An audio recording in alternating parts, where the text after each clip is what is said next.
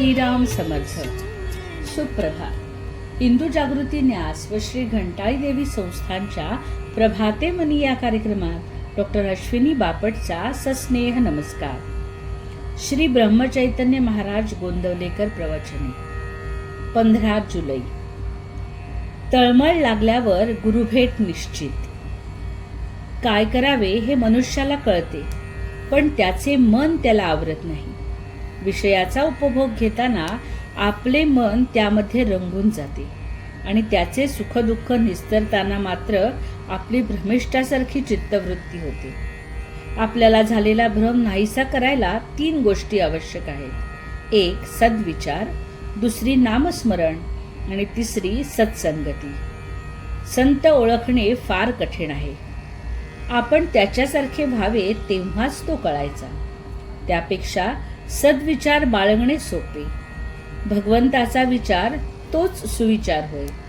भगवंताच्या कथा ऐकाव्यात, त्याच्या लीला वर्णन कराव्यात, त्याच्या वर्णनाचे ग्रंथ वाचावेत.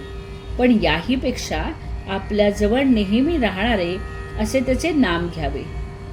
तुम्ही नेहमी नाम घेत गेलात तर तुम्हाला संत धुंडीत जाण्याची जरूर न पडता संतच, अगदी हिमालयातले संत तुम्हाला धुंडीत येऊन तुमचे काम करतील.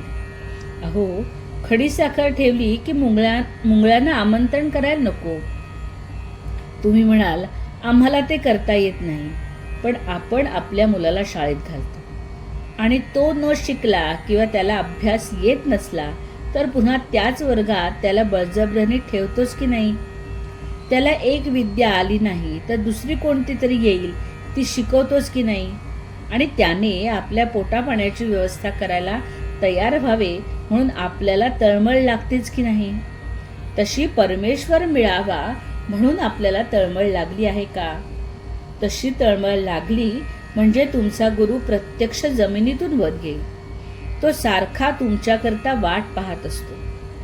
आई मुलाची फार तर 1 जन्मापर्यंत, म्हणजे देह आहे तोपर्यंतच काळजी करेल.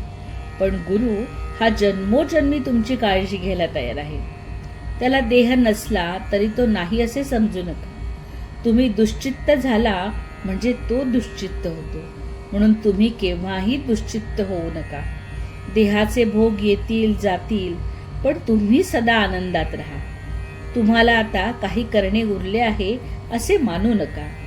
गुरुभेट झाली म्हणजे तुम्हीपणाने उरतच नाही, मात्र गुरुला अनन्य शरण जा. एक शिष्य मला भेटला तेव्हा तो आनंदाने नाचू लागला. मी त्याला विचारले, तुला एवढा आनंद कशाचा झाला आहे? त्यावर तो म्हणाला, मला आता आनंदाशिवाय काही उरलेच नाही, कारण मला आज गुरु भेटले. जो असा झाला त्यालाच खरी गुरुची भेट झाली. तरी तुम्ही गुरुला अनन्य शरण जा, म्हणजे तुम्ही आणखी काही करण्याची जरुरी नाही. बोधवचन. भगवंताची तळमळ हा साधकपणाचा प्राण आहे, म्हणून रात्रंदिवस रामाचा ध्यास असावा, मुखी त्याचे नाम असावे.